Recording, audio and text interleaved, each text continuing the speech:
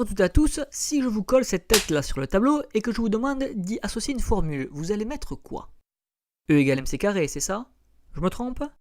Eh bien, c'est de cette formule dont on va parler aujourd'hui. Cette formule a été rendue célèbre par Albert Einstein en 1905 avec sa publication sur la relativité restreinte.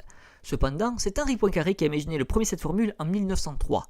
Einstein, en utilisant les travaux d'Henri Poincaré, a réussi à prouver la véracité de celle-ci. Elle est extrêmement connue, c'est vrai, mais pourriez-vous me dire à quoi elle correspond? Eh bien, après un sondage que j'ai réalisé auprès de 247 personnes connaissant cette formule, 6% des personnes qui connaissent cette relation ne sont pas capables de me dire à quoi correspondent les lettres. 80% savent à quoi correspond le E, 89% savent à quoi correspond le M, et 10% savent à quoi correspond le C. 9% connaissent toutes les lettres et seraient capables de me dire à quoi cette formule correspond. Une formule au final assez mal connue dans un certain sens. Dans tous les cas, un petit rappel, ça ne fait pas de mal. E égale mc carré est une formule d'équivalence entre la masse et l'énergie. E pour énergie en joules, M pour la masse en kilogrammes, et C pour la célérité, c'est-à-dire la vitesse de la lumière dans le vide. Si vous voulez en savoir plus là-dessus, je vous renvoie à ma vidéo que j'ai faite sur ce sujet. Nous savons qu'une masse peut se transformer en énergie sous certaines conditions. L'équation E égale mc carré permet de mesurer la quantité d'énergie que possède un objet en fonction de sa masse. Il suffit de multiplier cette masse par la vitesse de la lumière au carré.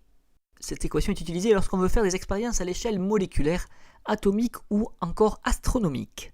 Prenons un exemple. Prenez deux noyaux d'atomes d'hydrogène et pesez-les chacun de leur côté. Ils font la même masse, jusque-là tout est normal. Si les deux fusionnent, nous obtenons alors de l'hélium. Si vous pesez l'hélium, vous verrez que sa masse est inférieure à la somme des deux noyaux d'atomes d'hydrogène.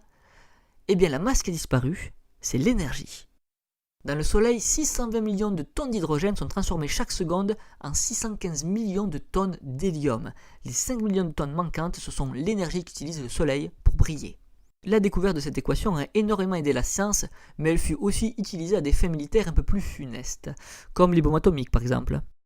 Voilà, ce sera tout pour cette vidéo. J'en profite pour vous dire que j'ai pris en considération vos remarques sur le fait que mes vidéos d'astronomie et astrophysique étaient un peu courtes.